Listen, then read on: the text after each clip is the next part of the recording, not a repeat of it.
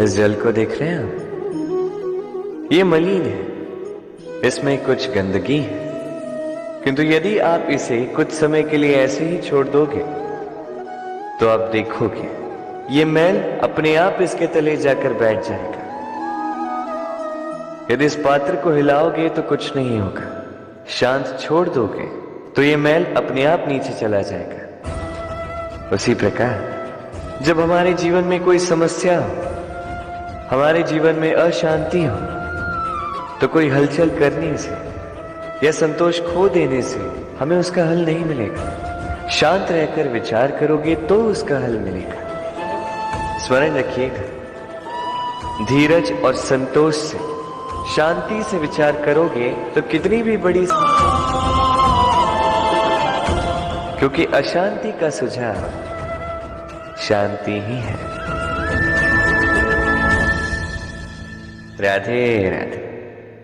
समय, कहते हैं समय से पूर्व कुछ नहीं होता, हर बात का एक समय होता है। समय से पूर्व ना सूर्योदय होता है, ना सूर्यास्त होता है। समय से पूर्व पौधों में ना पुष्प खिलते हैं ना फल।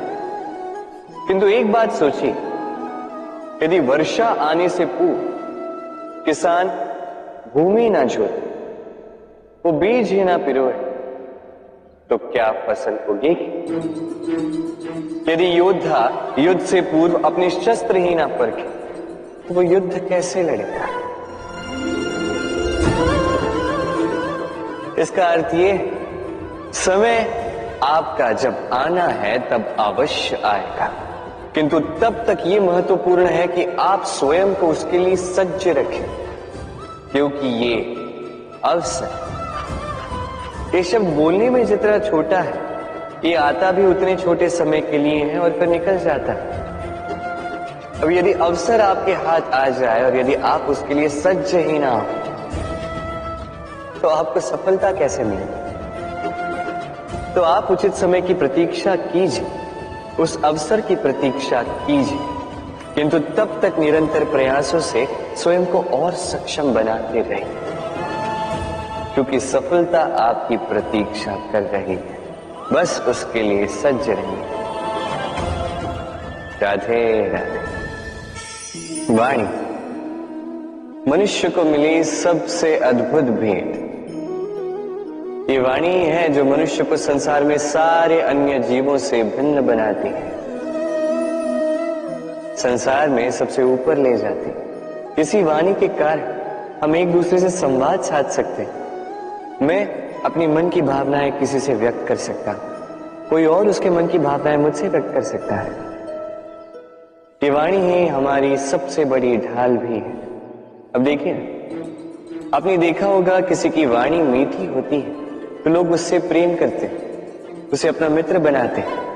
वहीं किसी की वाणी यदि कड़वी होगी तो लोग उससे घृणा करते हैं, उसे अपना शत्रु मान लेते हैं। ये वाणी ही है जो भाषा बनकर हमारा इतिहास लगती है। किंतु क्या हम सच में वाणी के विषय में इतना सोचते हैं जितना हमें सोचना चाहिए? सोचिए, मनुष्य को बोलना सीखने में कितना समय लगता है? कुछ बालक 1.5 वर्ष की आयु में सीख जाते हैं, कुछ 2 वर्ष, कुछ 3। अब मनुष्य 1.5 वर्ष की आयु में बोलना सीख तो जाता है, पर क्या बोलना है ये जीवन भर सीख नहीं पाता। इस पे ध्यान केंद्रित कीजिए, समझने का प्रयास कीजिए कि बोलना क्या है। अपनी वाणी शुभ रखिए, अपनी वाणी मीठी रखिए, और इसी मिठास के साथ मेरे साथ आकर कहिए, राधे राधे। हम में से कई लोग अक्सर स्वयं को अकर्मण्य मान लेते हैं, सोचते हैं अब तक इतने प्रयास किए, कुछ नहीं मिला, कदाचित आगे भी कुछ नहीं मिलेगा, और इसीलिए अपने जीवन का सारा बोझ किसी और के कंधे पर डाल देते हैं, स्वयं पर विश्वास ही खो देते हैं। क्यों नहीं समझ पाते ये बात कि जब तक पांव में कांटा नहीं चुभेगा व्यक्ति को ज्ञात कैसे होगा कि आगे नीचे देखकर चलना होगा। सूर्य को स्वयं जलना पड़ता है ताकि दूसरों को प्रकाश दे सके, अकेले चलना पड़ता है। नदी अपनी यात्रा कैसे बनाती है, अपना मार्ग कैसे बनाती है? इन चट्टानों से लड़कर बनाती है। यदि आप स्वयं आपकी सहायता करने में सक्षम नहीं रहे तो निश्चित रूप से आपका यह जीवन व्यर्थ ही है। स्मरण रखिएगा, इस संसार में अपने जीवन का भार अपने ही कंधों पर उठाना पड़ता है। दूसरों के कंधों पर केवल शव यात्रा चलती है। और इस संसार में जीवित वही है जो आत्मनिर्भर है।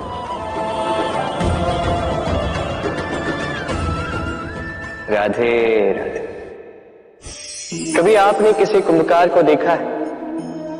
एक पात्र बनाते हुए पहले गीली मिट्टी रौंदता है, फिर उसे मथता है, फिर उसे चाक पर चढ़ाकर एक उचित आकार देता है। यदि आकार ठीक ना हो तो उसे तुरंत ही ठीक कर देता है, क्योंकि उसे ज्ञात है। एक बार इसे आग पर रख दिया गया, एक बार इसे पका दिया गया, फिर उसके पश्चात उसका आकार नहीं बदला जा सकता। यहां पे छिपी है एक सीख। सारे माता पिताओं के लिए यहां एक सीख है। माता पिता ऐसे ही तो होते हैं। उन्हें अपनी संतान को समय के अनुसार श्रेष्ठ संस्कार देने चाहिए। माता पिता को कभी उनका विधाता नहीं बनना चाहिए, किंतु हर समय सदैव प्रयास कीजिए कि उन्हें उचित दिशा दिखा पाओ। कभी कोमलता से, कभी प्रेम से, तो कभी कठोरता से उसके जीवन को, उसके व्यक्तित्व को आकार देने का प्रयास करना चाहिए। क्योंकि जिस प्रकार एक बार पकने के पश्चात उस पात्र का आकार नहीं बदला जा सकता, उसी प्रकार आयु बढ़ने के पश्चात संतान के संस्कार नहीं बदले जा सकते। स्मरण रखिए। राधे राधे। ईश्वर ने वेलों को खड़े रहने की शक्ति नहीं दी, ईश्वर ने यह शक्ति दी वृक्ष को। इसलिए बेल वृक्ष का सहारा लेके खड़ी रहती, उसी पर फलती। अब ये बेलें दो प्रकार की होती, एक वो जो इस वृक्ष पर खिलती है, पुष्प गाती है, स्वयं भी सुंदर दिखती है, वृक्ष को भी सुंदर बनाती है। दूसरी वो जो वृक्ष को पूर्णतः सुखा देती, उसकी प्राण शक्ति उससे सोख लेती और अंत में स्वयं भी मुरझा जाती।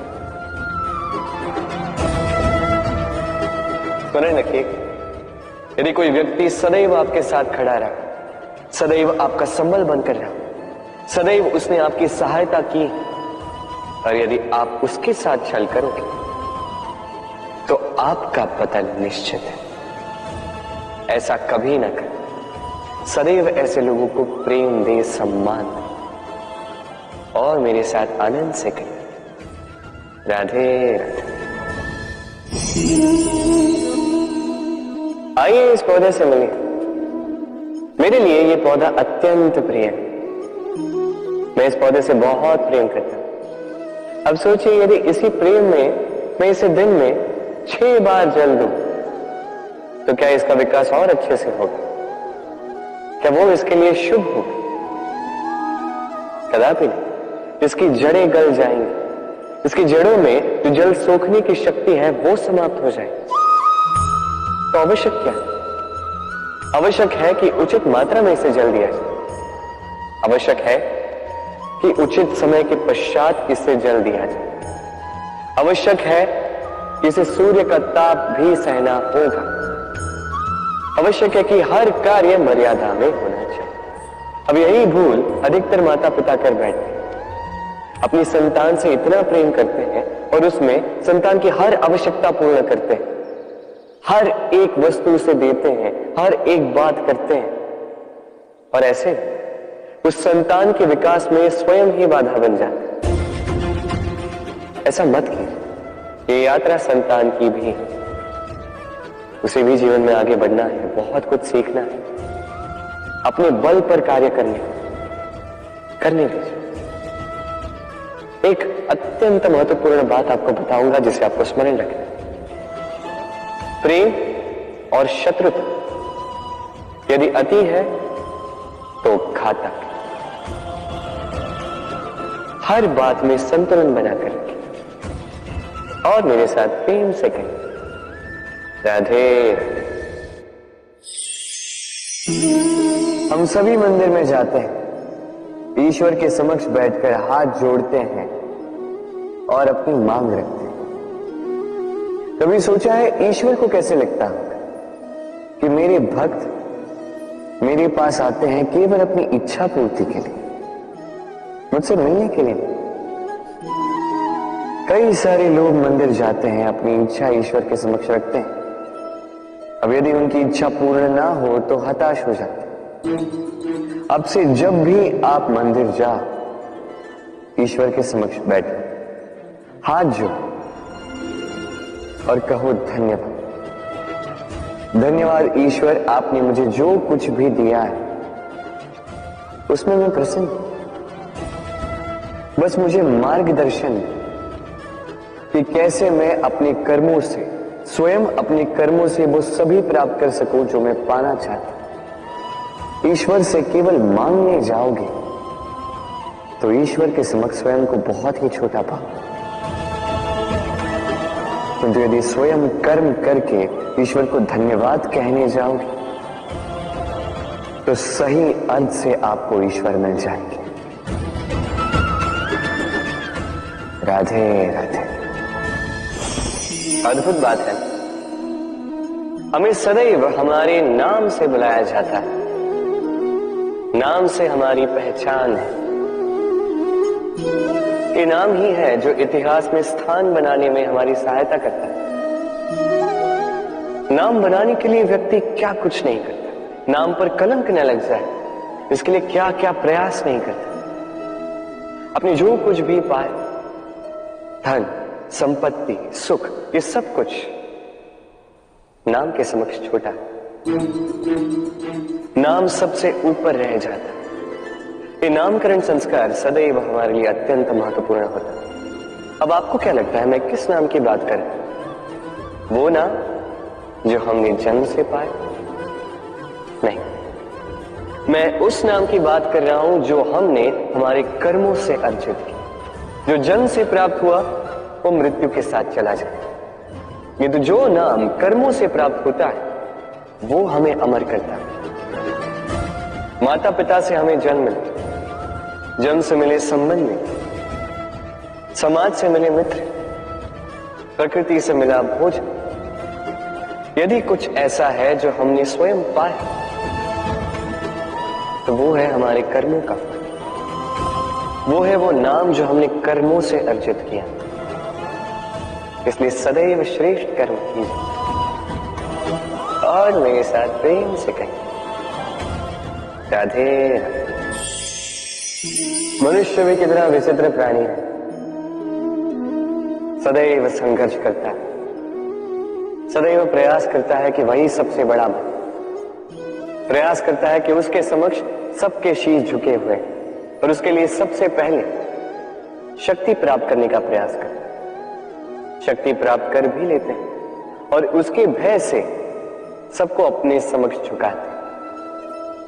किंतु एक महत्वपूर्ण बात भूल जाते, समझ ही नहीं पाते। चलो मैं आपको उदाहरण देता हूं। कभी आपने किसी वृक्ष को देखा होगा, उसकी डालियां देखी होंगी जो फल के बोझ के कारण झुक जाती है। वो फल टूटता है, पुनः ऊपर जाती है, फिर एक और फल देती है, वो टूटता है, पुनः ऊपर जाती है, सदैव झुकी हुई नहीं। कभी कभी चलते चलते आपने देखा होगा, कभी आपका पांव किसी पौधे पर पड़ जाए तो पौधा दब जाता है, किंतु जैसे ही पांव हटाओ पौधा पुनः खड़ा हो जाता है। स्मरण रखिए, यह अत्यंत महत्वपूर्ण बात। जो शीश भय से आपके समक्ष झुकते हैं वो विरोध में सबसे पहले खड़े रहते हैं। आप जीती, सबको जीती, किंतु बल के भय से नहीं, उन्हें जीतिए प्रेम के समक्ष। राधे। आज आपको एक कथा सुनाता। एक बार एक व्यक्ति ने अपने द्वार पर लिख दिया, आज मैं बहुत दुखी हूं, आज मुझसे कोई